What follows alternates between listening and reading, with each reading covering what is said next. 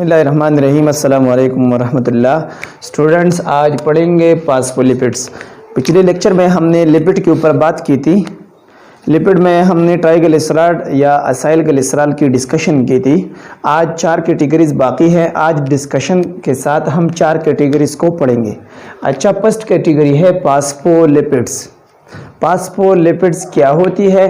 Composed of 1 glycerol, 2 fatty acids and 1 phosphoric acid group. अच्छा, triglyceride में हमने पढ़ा था कि ट्राइग्लिसराइड में 1 ग्लाइसरॉल होता है जबकि 3 फैटी एसिड्स होते हैं। अच्छा, ट्राइग्लिसराइड के एक फैटी एसिड को फास्फोरिक एसिड के साथ अगर हम रिप्लेस करें तो इससे बनते हैं फास्फोलिपिड्स। क्या बनते हैं? फास्फोलिपिड्स बनते हैं। अच्छा, ये लिपिड्स होते हैं, फास्फोलिपिड्स लिपिड्स होते हैं जो कि हमारी बॉडी में, एक प्लांट की बॉडी में, एक एनिमल की बॉडी में स्ट्रक्चर प्रोवाइड करती हैं। अच्छा, लिपिड की कैटेगरी को आते हैं। 2 पार्ट्स फास्फोलिपिड्स क्या होते हैं? एक होता है फास्फो, दूसरा होता है लिपिड्स। ये भी लिपिड्स होते हैं, ट्राइग्लिसराइड होते हैं, लेकिन इसमें एक फैटी एसिड की जगह एक फास्फोरिक एसिड होते हैं, इसलिए हम कहते हैं ये फास्फोलिपिड्स है। अच्छा, फैटी एसिड का स्ट्रक्चर हमने डिटेल से पढ़ा था। ग्लाइसरॉल का स्ट्रक्चर भी हमने पढ़ा था। आज ये चीज नया है जिसको हम कहते हैं फास्फोरिक एसिड। इसका फार्मूला है H3PO4। क्या है?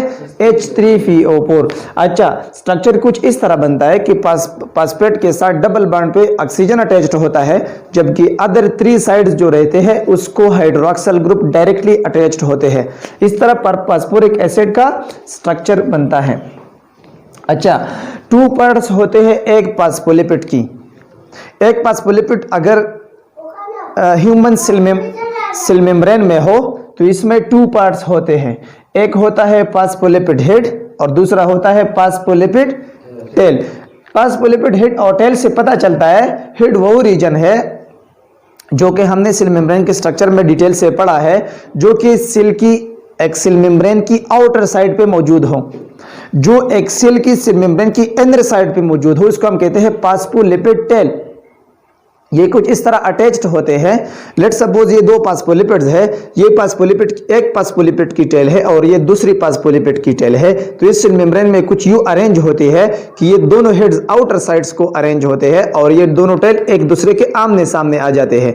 ये सेल अब आप कंसिडर करें, लेट सपोज ये एक सेल है, तो ये पार्ट जो है ये सेल के अंदरूनी पोर्शन के साथ अटैच है, यानी ये साइटोप्लाज्म में मौजूद है और ये सेल से बाहर इंटरस्टिशियल फ्लूइड के साथ पैसिंग कर रहा है। अच्छा, ये दोनों पार्ट्स जो है, ये टेल्स जो हो गए, ये एक दूसरे के आमने सामने आते हैं। तो इस तरह फास्फोलिपिड की स्ट्रक्चर होती है, फास्फोलिपिड हेड और फास्फोलिपिड टेल।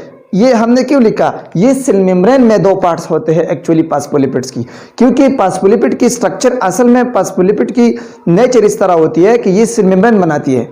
सेल मेम्ब्रेन जो ये फास्फोलिपिड से बने हैं, तो इसमें एक फास्फोलिपिड हेड होती है और दूसरी फास्फोलिपिड टेल होता है। तो फास्फोलिपिड हेड पोलर होता है और फास्फोलिपिड टेल नॉन पोलर होता है। अब पोलर और नॉन पोलर का मतलब क्या है? मैंने आपको कहा था कि पोलर वो होती है जिसकी, जब एक मॉलिक्यूल्स के अंदर पोल्स होते हैं, जब कोवैलेंट बॉन्ड में एक एटम की इलेक्ट्रोनेगेटिविटी ज्यादा हो तो शेयर्ड पेयर ऑफ इलेक्ट्रॉन अपने आप की तरफ ज्यादा अट्रैक्ट कर रही होती है। इस तरह उसके ऊपर एक पोलर चार्ज बनती है, उसके ऊपर एक पोल बनती है, एक नेगेटिव चार्ज बनती है, जिसको हम कहते हैं पार्शियल नेगेटिव चार्ज। अच्छा, दूसरा साइड जब रह गया, वो दूसरा एटम जिसके साथ ये एटम अटैच था, वो डायरेक्टली, लाजमी बात है, वो पार्शियल पॉजिटिव चार्ज हो गया। तो इस तरह एक कोवैलेंट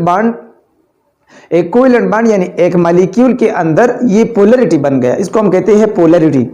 अच्छा, ये पोलरिटी इस बात को रिप्रेजेंट करती है कि इस मॉलिक्यूल की सॉल्युबिलिटी ज्यादा होगी या कम होगी, कौन से मॉलिक्यूल्स में ये सॉल्युबल होंगे। तो जब पोलर सॉल्यूट्स होंगे तो वो लाजमी बात है पोलर सॉल्वेंट्स में इजीली सॉल्युबल होंगे, और जब नॉन पोलर सॉल्यूट्स होंगे तो नॉन पोलर सॉल्वेंट्स में हल होंगे। अच्छा, फास्फोलिपिड हेड पोलर होती है, फास्फोलिपिड टेल नॉन पोलर होती है। देखिए, ये एक सेल है, ये फास्फोलिपिड की अरेंजमेंट हो गई है। इस सेल की आउटर साइड पे इंटरस्टिशियल फ्लूइड है जो कि वाटर है इंटर्न। इस सेल के इनर साइड पे साइटोप्लाज्म है जिसमें भी 90% वाटर होती है। अच्छा, ये सरफेस भी वाटर है, ये सरफेस भी वाटर है, तो वाटर को वह सरफेस अटैच्ड होंगे। ये सेल मेम्ब्रेन की फास्फोलिपिड्स इस तरह सीक्वेंस में आएंगी कि फास्फोलिपिड्स की जो हेड है वो वाटर को अट्रैक्टेड हो जाएंगे। ये एक फास्फोलिपिड है जो वाटर के साथ डायरेक्टली अटैच है, ये दूसरा फास्फोलिपिड है जो वाटर के साथ डायरेक्टली अटैच है, और इंटरनल दोनों फास्फोलिपिड्स के टेल एक दूसरे के आमने सामने है। अच्छा, ये है सेल मेम्ब्रेन के स्ट्रक्चर जो कि मैमेलियन सेल बनाते हैं, जो कि प्लांट्स की सेल भी बनाते हैं। ये कुछ सिंगर और निकलसन के मॉडल को रिफरिंग कर रहा है। अच्छा, फास्फोलिपिड हेड पोलर होते हैं, मेरा पॉइंट ये था, और फास्फोलिपिड टेल नॉन पोलर, मतलब ये वाटर में सॉल्युबल होता है। ये वाटर के साथ ये हाइड्रोफिलिक है लेट सपोज, और ये हाइड्रोफोबिक है। अगर टेस्ट में आ जाए कि फास्फोलिपिड हेड और फास्फोलिपिड टेल में कौन सा हाइड्रोफोबिक है, तो एग्जैक्ट आंसर होगा फास्फोलिपिड हेड। अच्छा, arranged in cell membrane in such a manner, इस तरीके से ये फास्फोलिपिड्स जो है ये सेल मेम्ब्रेन के अंदर अरेंज्ड होते हैं।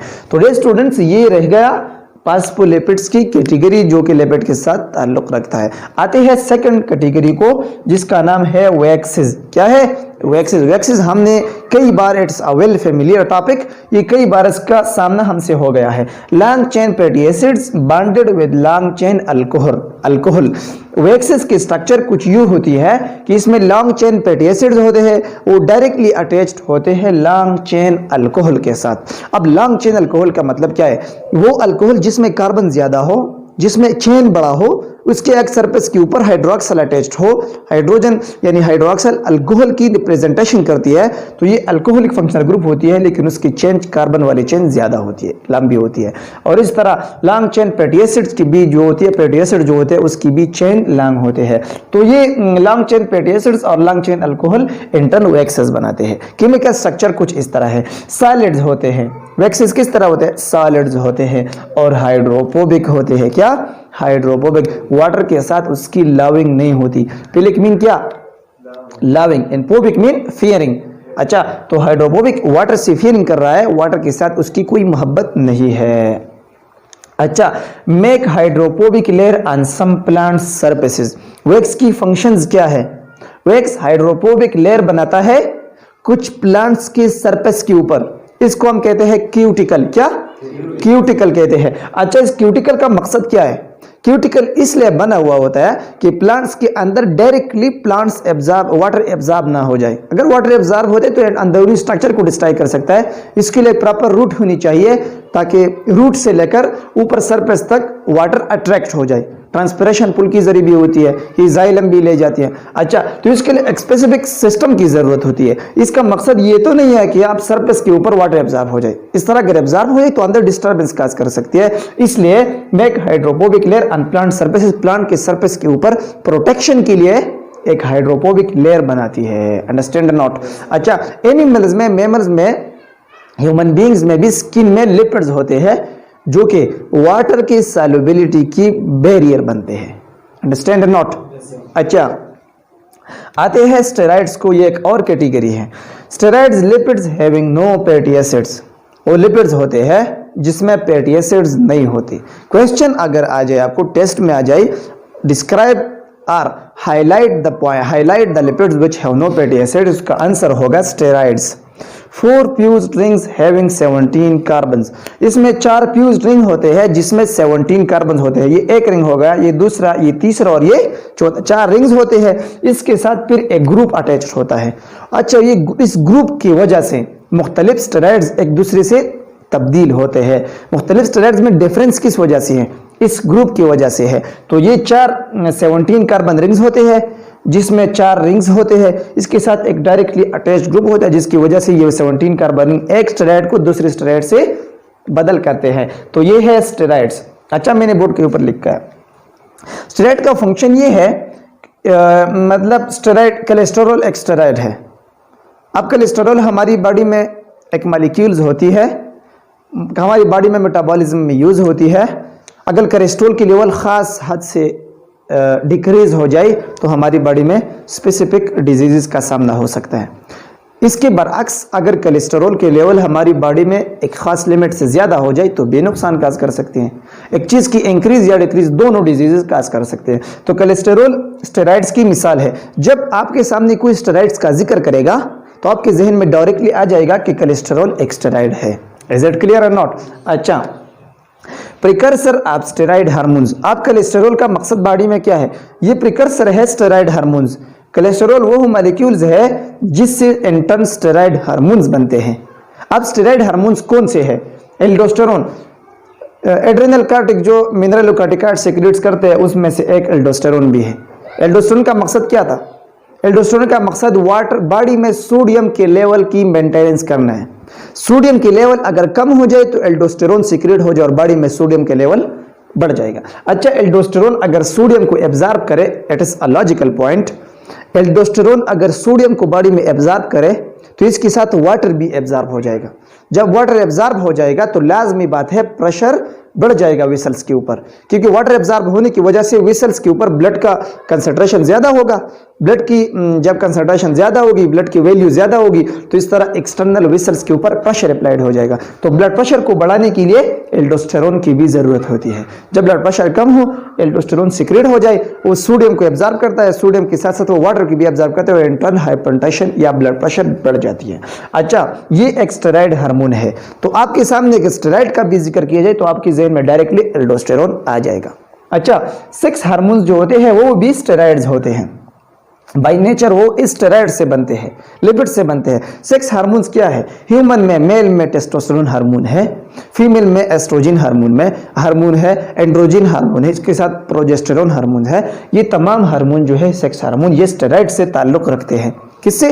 स्टेरॉइड से ताल्लुक रखते हैं। तो अगर स्टेरॉइड हमारी बॉडी में कम हो, कोलेस्टेरॉल हमारी बॉडी में कम हो तो हमारी बॉडी में सेक्स हार्मोन नहीं बन जाएंगे और इन टर्न हमारे मेलनेस और फीमेलनेस और सेकेंडरी सेक्सुअल कैरेक्टर्स अपीयर ना होंगे। तो एक सेकेंडरी सेक्सुअल कैरेक्टर्स अपीयर होने के लिए हमारी बॉडी में प्रॉपर लेवल ऑफ स्टेरॉइड्स होनी चाहिए। डियर स्टूडेंट्स, आते हैं टर्पेनाइड्स को। This is the last category, don't contain fatty acids. ये भी वो लिपिड्स होते हैं जिसमें फैटी एसिड नहीं होती है। अच्छा, which of the following is a common property of steroid and terpenoids? Number 1, lipids having no fatty acids are the properties of both of the above. अच्छा, तो ये एक सिमिलरिटी है। Made of isoprenoid units. Terpenoids में units होते हैं, छोटे छोटे बिल्डिंग ब्लॉक्स होते हैं जिसको हम कहते हैं आइसोप्रेनाइड यूनिट्स।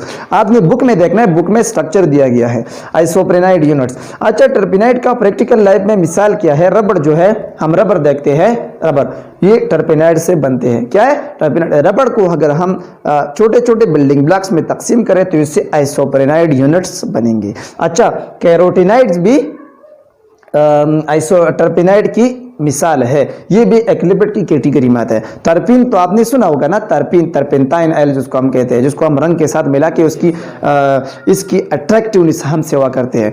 तो टर्पेनाइड्स, कैरोटिनाइड्स, ये जो है ये तमाम चीजें टर्पेनाइड्स के साथ ताल्लुक रखते हैं। अच्छा, अगर हमारी बॉडी में अगर टर्पेनाइड्स के लेवल कम हो जाए यानी कैरोटिनाइड्स कम हो जाए तो क्या होगा?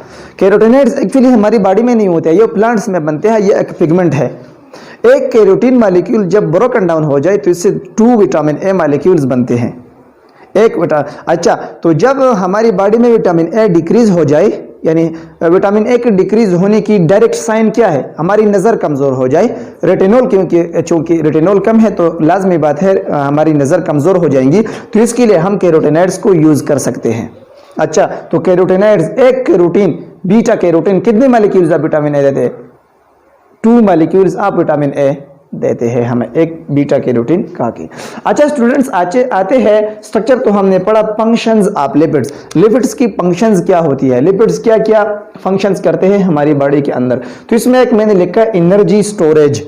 मैंने आपसे कई बार ये बात की है कि हमारी बॉडी में अगर हम कार्बोहाइड्रेट्स खाते हैं, प्रोटीन्स खाते हैं, लिपिड्स खाते हैं तो लिपिड्स और प्रोटीन्स स्टोर्ड होते हैं जबकि कार्बोहाइड्रेट्स यूज होते हैं as a primary source of energy. अच्छा, तो लिपिड्स स्टोर्ड होते हैं। अब किधर स्टोर्ड होते हैं? अगर ये मेल है तो इसकी लीवर के ऊपर ये डिपोजिशन होती है, अगर ये फीमेल है तो इसकी बटक्स में डिपोजिशन होती है। अच्छा, स्ट्रक्चर ये स्मैक स्ट्रक्चर, लिपिड से स्ट्रक्चर भी बनते हैं हमारी बॉडी में, जिस तरह सेल मेम्ब्रेन की स्ट्रक्चर। सेल मेम्ब्रेन में अगर फॉस्फोलिपिड ना हो तो सेल मेम्ब्रेन का ये स्ट्रक्चर ना होगा और सेल डिस्ट्रॉयड होगा। अच्छा, तो सेल मेम्ब्रेन में ये रोल करता है कि स्ट्रक्चर प्रोवाइड करता है सेल मेम्ब्रेन को। थर्ड है प्रोवाइड इंसुलेशन। चूंकि लिपिड्स इस तरह मॉलिक्यूल है जो जिससे कंडक्शन नहीं हो सकते, हीट की, इंपल्सिस की वगैरह वगैरह, यानी कंडक्शन नहीं होती है उससे। तो जब कंडक्शन नहीं होती है तो ये एक चीज के ऊपर इंसुलेशन काज कर सकती है। जिस बंदी में लिपिड्स की लेवल ज्यादा हो जाती है, जिसमें चर्बी ज्यादा होती है, उसको कभी ठंड नहीं लगता। हम कहते हैं ना कि आपको ठंड इसलिए नहीं लगता क्योंकि आपके जिस्म की चर्बी से हुआ है, इस वजह क्योंकि लिपिड्स बेटर इंसुलेशन प्रोवाइड करती है। अच्छा, हार्मोन्स, मुख्तलिफ हार्मोन्स बनाते हैं, लिपिड से मुख्तलिफ हार्मोन्स बने हुए होते हैं, क्योंकि स्टेरॉइड्स एक कैटेगरी है ना, लिपिड की कैटेगरी है ना। तो स्टेरॉइड्स हार्मोन्स हमारे बॉडी में बनते हैं जो कि वेरी इंपॉर्टेंट है हमारे बॉडी में। स्टेरॉइड अगर ना हो तो हमारी सेकेंडरी सेक्सुअल कैरेक्टर्स मेल और फीमेल में ना होंगे। जब ना होंगे तो ये स्टेरॉइड की, ये लिपिड्स की इंपॉर्टेंस है। अच्छा, विटामिन डी जो है, विटामिन डी, ये विटामिन डी जो ये भी बाय नेचर स्टेरॉइड्स है, स्टेरॉइड्स होते हैं। जब स्टेरॉइड्स कम होती है तो हमारी बॉडी में विटामिन डी डायरेक्टली हमारी बॉडी में विटामिन डी की डिक्रीज होगी। जब विटामिन डी कम होगी तो कैल्शियम की एब्जॉर्प्शन नहीं होगी। जब कैल्शियम की एब्जॉर्प्शन नहीं होगी तो हमारी बॉडी में, तो कैल्शियम का लेवल डिक्रीज हो जाएगा, और कैल्शियम का लेवल डिक्रीज होने की वजह से हमारे बोन्स फ्रेजाइल होते हैं, पोरिंग होते हैं, इसमें पोर्स होते हैं मुख्तलिफ टाइप के, तो बोन्स वीक हो जाते हैं विटामिन डी की डिफिशियंसी की वजह से। तो इस वजह से इसमें लिपिड्स का भी रोल है, क्योंकि विटामिन डी बाय नेचर एक लिपिड है, स्टेरॉइड्स कैटेगरी से ताल्लुक रखते हैं। तो ये रहा लिपिड्स का फंक्शंस। आज के लिए मेरे ख्याल में ये काफ़ी है। अगर आपका कोई क्वेश्चन है तो आप पूछ सकते हैं, नहीं है अपना ख्याल रखिएगा। Thank you very much.